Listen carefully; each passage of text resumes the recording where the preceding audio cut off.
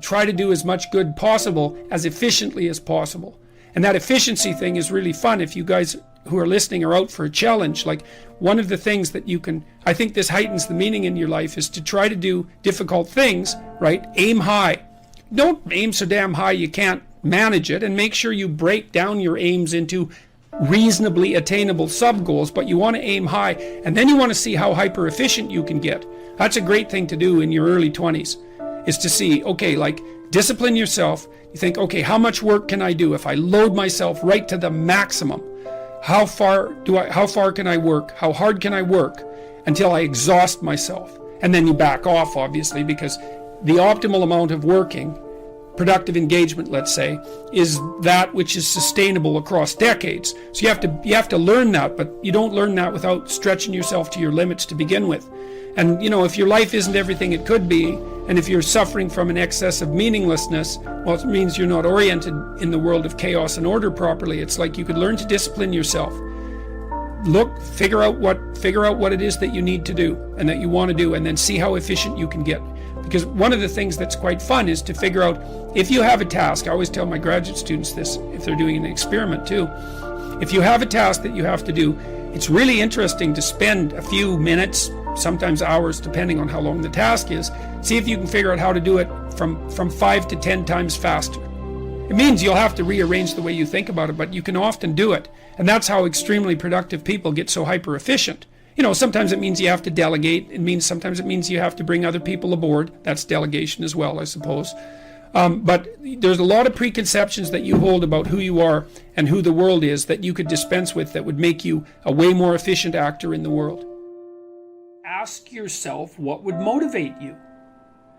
First of all, don't be studying 8 hours a day, because that isn't going to work and you're not going to do it anyways. Would you start studying 5 minutes a day? Seriously, could you bring it up to 10 minutes a day? What would you have to do for yourself to get yourself to sit down for half an hour a day and study intently? Like maybe you'd have to, I don't know what you'd have to do, like have a beer at 6 o'clock at night or something, or maybe you'd have to go for a walk in the park or go out for coffee. It's like, imagine that you're sitting down with a stupid, undisciplined child and you're trying to get that child to do something useful. And you say, okay, look, I want you to do X, it's necessary, but you can pick how much of it you're going to do, and I'll give you what you want if you do it. Well, ask yourself that and see what happens. So don't try to tyrannize yourself, try to negotiate with yourself and use some reward and see how that works. And start slow, maybe you're not very disciplined and the best you can do is half an hour of studying it a day. Well, start with half an hour. Increase that 5 minutes a week. If you do that, that's a lot. If you do that for a year, then by the end of the year you'll be studying 4 hours a day. So you can that's just with 5 minutes a week, right? Because that's 250 minutes in a year. So start ridiculously, pathetically. Study for 5 minutes a day for a week, and then move it to 10. You'll be able to do that. And don't cheat, because one of the things people do is they make a deal with themselves like that. I'm going to study for 10 minutes a day, each day. And then they get into it and they think, wow, this is going really good. So they study for 2 hours, and then they've broken the contract with themselves and they don't trust themselves anymore. And then they don't study for a whole year. Or, well, maybe not. For a month. So, but set your contract. Ask yourself, what could I do to move myself forward to my goal that I would do? And then how could I improve that incrementally? You can't exist outside of a framework of value. It's not possible. It's not technically possible. I outlined this in quite a bit of detail in chapter 10, which is called Rule 10, which is called be precise in your speech, is that the way the world manifests itself to you is integrally tied to your value structure. And that's because, to put it very simply, is that your very vision is dependent on an aim. Like whenever you look at the world, you're aiming at something. You're aiming at something with your eyes. You can't focus on something without aiming at it, and you won't aim at it without valuing it. So your very perceptions are dependent on your value structure. Now that doesn't mean there isn't a world. It does mean that experience is a complex interplay of your value structure and the unmanifest world. It's something like that. And then that begs the question, which is, well, if you have to have a value structure, then what should it be? Well, and then that brings us back to the ideas that we were talking about earlier. Like you should value being. You should take on the responsibility of being as your highest ethical obligation and try to improve it, try to reduce suffering, try to make the most out of yourself in a way that's beneficial to you and your family and your community. You should aim high, and your perceptions will reconfigure themselves around those aims, and that will allow the world to manifest itself to you in the most positive possible manner, or at least in the most meaningful possible manner. And in the absence of that, all you have is stupid suffering. That is the anxiety and depression that we talked about earlier. Without a point, without value, without an aim, all you're left with is the misery and anxiety of life. That makes people bitter. I love to bring up the notion of the aim, because one can react to this stupid suffering in a number of ways, but this is so clear. You write in it, you say, you cannot aim yourself at anything if you are completely undisciplined and untutored. Mm-hmm. You will not know what to target. You won't fly straight, even if you do get your aim right.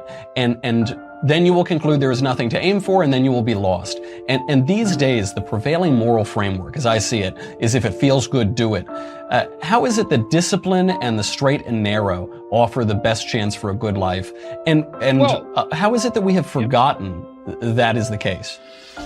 Well, the reason that discipline is necessary is because you're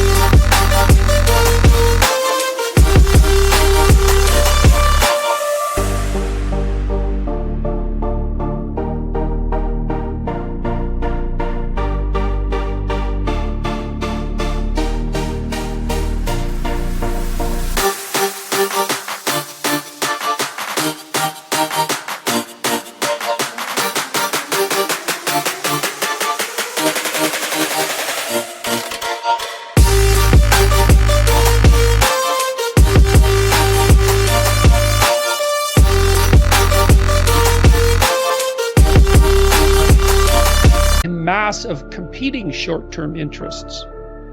And so the question is then, well, which short-term interests should win out? And the answer to that is, well, none of them. They need to be organized into a hierarchy that makes them functional across time and across individuals. So like a 2-year-old is very likely to act out his or her proximal impulse. But of course, a 2-year-old can't survive in the world. You have to bring your primary instincts, let's say, under the regulatory structure of a higher order value system that allows them to manifest themselves without undue mutual sacrifice across large spans of time in the presence of large numbers of other people. So that requires a very sophisticated ordering. It's like we already talked about the fact that a meta-narrative is necessary to unite subcultures, say, so that they can operate peacefully and harmoniously within the same space. The same thing applies within you, because you're an internal coalition of warring single-minded tribes, and they have to all be brought under the organizational structure of long-term collective vision, let's say. Mm-hmm. And in order to do that, you have to be disciplined. And any discipline,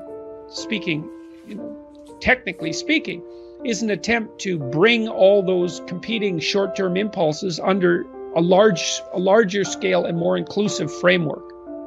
And so you do that, and then, well, that's actually what gives you freedom. Being impulsive and being free aren't the same things, because if you're impulsive, you're just the slave of your impulses. Right.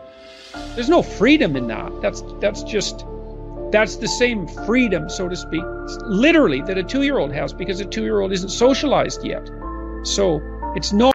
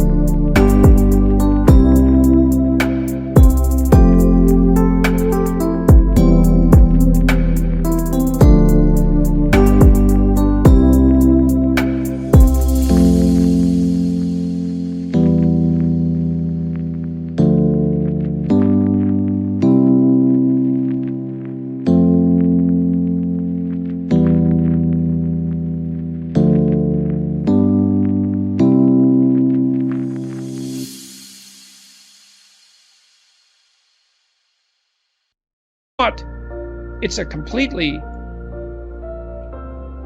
that doesn't function in this sophisticated world. It doesn't work. Right. Everyone knows it. We just like to pretend sometimes. We say, oh, that does feel good, you know. Now, I have one last... we like to pretend all the time, because that's why we go out and drink, you know, because drinking enables you to blind yourself to the long-term consequences of your actions. And there's no doubt that that's very, very rewarding in the short term, but it's also why you wake up the next morning hungover and ashamed.